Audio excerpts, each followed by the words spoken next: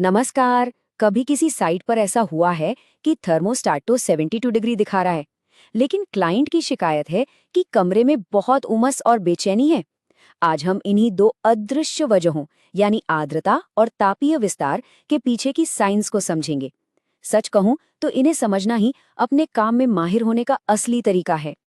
ये एक ऐसा सवाल है जिससे हर तकनीशियन का कभी न कभी पाला जरूर पड़ता है।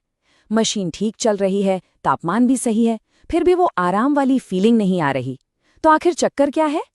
देखिए, इसका जवाब थर्मोस्टेट में नहीं मिलेगा। जवाब छिपा है हवा में, खास तौर पर हवा में मौजूद नमी में। हवा में पानी की ये जो अदृश्य मात्रा है ना, बस सारा खेल इसी का है। यही आराम और उमस के बीच का फर्क पैदा करती है। तो फिर इस आर्द्रता को हम नापते कैसे हैं? ये सिर्फ एक नंबर नहीं होता। असल में इसके 3 अलग-अलग प्रकार हैं और सही समय पर सही वाला प्रकार इस्तेमाल करना ही एक कामयाब रिपेयर और एक सिरदर्द वाले कॉलबैक में फर्क ला सकता है। इसे यूं समझिए कि आप एक बंद कमरे में हवा में मौजूद पानी का वजन कर रहे हैं। ये हमें सीधे सीधे बताता है कि किसी जगह पर कुल कितना पानी मौजूद है तो ये एक सीधा साधा नाप, लेकिन कहानी यहीं खत्म नहीं होती। अच्छा, अब आती है सापेक्ष आर्द्रता या RH। ये वो रीडिंग है जो हमें सबसे ज्यादा देखने को मिलती है, लेकिन इसमें एक पेच है और वो ये कि ये पूरी तरह से तापमान पर निर्भर करती है। गर्म हवा ठंडी हवा के मुकाबले ज्यादा नमी सोख सकती है। इसका मतलब हवा में पानी की मात्रा भले ही उतनी ही हो, पर तापमान बदलते ही RH की रीडिंग भी बदल जाएगी। और बस यहीं पर विशिष्ट आर्द्रता काम आती है। ये किसी भी HVAC तकनीशियन का एक गुप्त हथियार है। क्यों? क्योंकि इस पर तापमान के बदलने का कोई असर नहीं पड़ता। ये हवा और पानी के वजन का सीधा अनुपात है। जब भी सिस्टम की परफॉर्मेंस की सटीक गणना करनी हो या साइकोमेट्रिक चार्ट को समझना हो, तो इसी रीडिंग पर भरोसा करना होता है।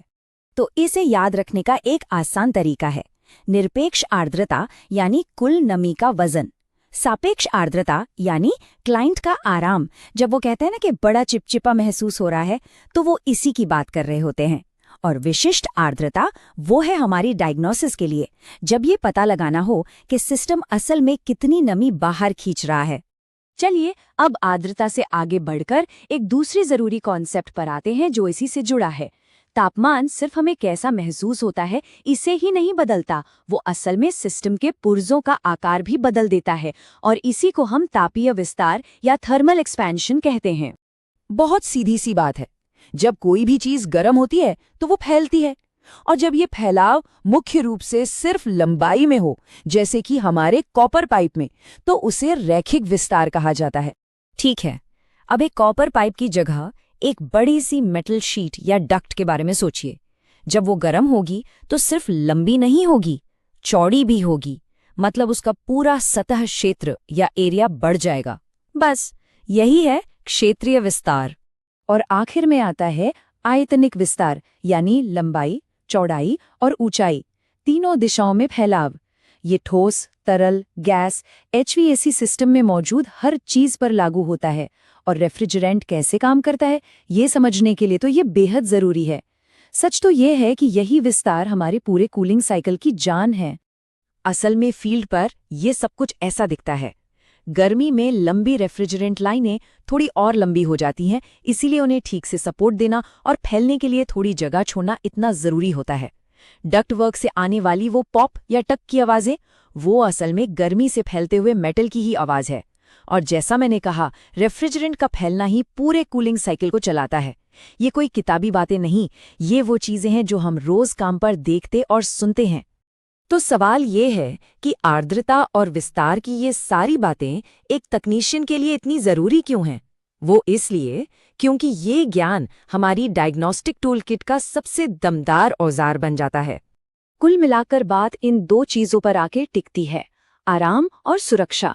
आर्द्रता को मैनेज करने का मतलब है क्लाइंट को आराम देना और फफूंद जैसी बीमारियों से बचाना, और विस्तार को मैनेज करने का मतलब है सिस्टम को सुरक्षित चलाना और पाइप फटने या डक्ट के खराब होने जैसे महंगे नुकसान से बचाना।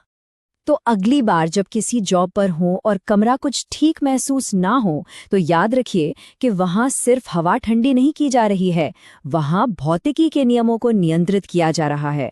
और इस जानकारी के साथ आप सिर्फ एक टेक्नीशियन नहीं हैं, आप एक एक्सपर्ट हैं, एक ऐसे प्रॉब्लम सॉल्वर जो अदृश्य को समझता भी है और उसे कंट्रोल भी करता है।